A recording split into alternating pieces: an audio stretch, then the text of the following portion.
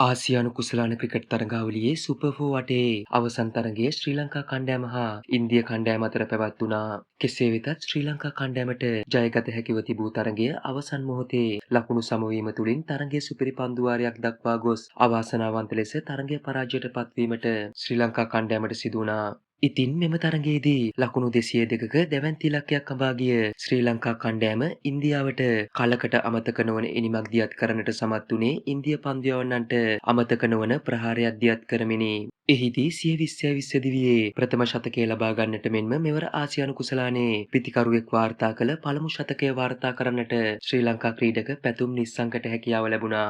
6 පාර 6කින් නා 4 පාර 7කින් වර්ණවත් වූ පැතුම්ගේ මෙම වටිනා ඉනිම මෙරට පමණක් නොව ලෝ පුරා බොහෝ ප්‍රේක්ෂකයන්ගේ අවධානය දිනාගත්තා. ඉතින් පැතුම් නිස්සංක මෙවැනි අතිවිශිෂ්ට ඉනිමක් ක්‍රීඩා කර තිබුණේ ඔහුගේ පාදයේ යම්කිසි ආබාධ තත්වයක් තිබියදී වීමත් විශේෂත්වයක්. තරගයේ සුපිරි පන්දු වාරය සඳහා පැතුම්ම පිතිකරණය සඳහා යොදා නොගත්තේද එම නිසා බවයි පැවසෙන්නේ. ඉතින් ඉන්දියානු පන්දු යවන්නන්ව අන්තසරණ කරමින් පැතුම් නිස්සංක දියත් කළිනිම ලෝ පුරා ක්‍රිකට් විචාරකයන් ප්‍රේක්ෂකයන් ඇතුළු බොහෝ දෙනා අගය කර තිබුණා. එහිදී ඉන්දිය හිටපු ක්‍රීඩකයෙක් හා වත්මන් විස්තර විචාරකයෙකු ලෙස කටයුතු කරන දිනේෂ් කාර්තික් පැතුම් නිස්සංක ගැන හා මෙම තරගය ගැන මෙලෙස අදහස් දක්වා තිබුණා. මම හිතන්නේ නෑ දෙවනි නිමේදී පන්දුවට පහර දීමට පහසුවක් තිබුණා කියා. සමහර විට පොඩි පින්නක් තියෙන්නේ නැති අපි දැක්ක සමහර ක්‍රීඩකයන් ලේන්සු පාවිච්චි කරනවා. මෙම තරගයේ ගොඩක්ම වැදගත් දේ තමයි මෙම තරගයේ සම්පූර්ණ ගෞරවය ශ්‍රී ලංකාවට යන්න ඕන.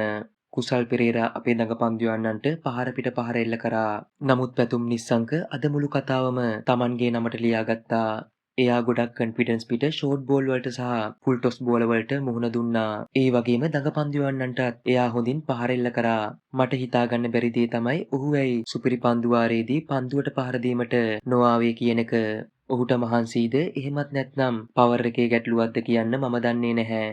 තරගයේ සමස්තයක් විදියට ගත්තම පැතුම් නිස්සංකගේ ඒ උත්සාහය අතිවිශිෂ්ටයි. යනුවෙන් පැතුම් නිස්සංක හා කුසල් පෙරේරා ගැන දිනේෂ් කාර්තික් එලෙස අදහස් දක්වා තිබුණා. ඒ වගේම නවසීලන්ත විස්තර විචාරකයෙකු වන සයිමන් ඩූල්ද පැතුම් නිස්සංක ගැන අපූර්ව අදහස් දැක්වීමක් කර තිබුණේ මෙලෙසයි. පැතුම් නිස්සංක ශරීරයෙන් ඉතා කුඩා ක්‍රීඩකයෙක් නමුත් පන්දුවට පහර දීමේදී කල්යල් බැලීම සහ පන්දුව ස්ථානගත කිරීම ඔහු ඉතා හොඳින් සිදු කරා.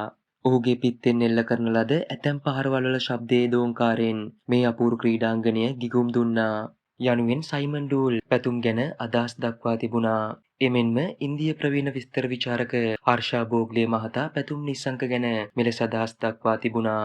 මෙම ඉතාම දක්ෂිණිම පැතුම් නිස්සංකගේ වෘත්තීය ක්‍රිකට් ජීවිතයේ නව උච්චතම අවස්ථාවක් නිර්මාණය කරනු ඇතැයි මම බලාපොරොත්තු වෙමි. ශ්‍රී ලංකාව ඔහුව රැක බලා ගත යුතු අතර එවැනි දක්ෂතා වර්ධනය වීමට සුදුසු පරිසරයක් නිර්මාණය කළ යුතුයි. යනුවෙන් හර්ෂා බෝග්ලේ මහතා පැතුම් නිස්සංකව අගයා තිබුණා. ඒ වගේම ඉන්දිය කණ්ඩායමේ නායක සූර්ය කුමාර් යාදව්ද පැතුම් අගය කොට තිබුණේ ඔහු අතිවිශිෂ්ට ක්‍රීඩකයෙකු බවත් ඔහු මෙම තරගයේ දියත් කළ ශතකය සුපිරිම ශතකයක් බවයි. ඉතින් අපේ ක්‍රීඩකයෙකු මෙලෙස ලොව පුරාම අගය කිරීමට ලක්වීම ගැන ලාංකිකයන් විදියට අපි සතුටු විය යුතුයි. ඉතින් ශ්‍රී ලංකා කණ්ඩායම වෙනුවෙන් තව දීර්ඝ කාලයක් හොඳ සේවයක් ඉටු කිරීමට පැතුම්ට හැකියාව ලැබෙන්න කියා ක්‍රිකට් ප්‍රේක්ෂකයන් විදියට අපි ඔහුට සුබ පැතුම් එක් කර සිටිනවා.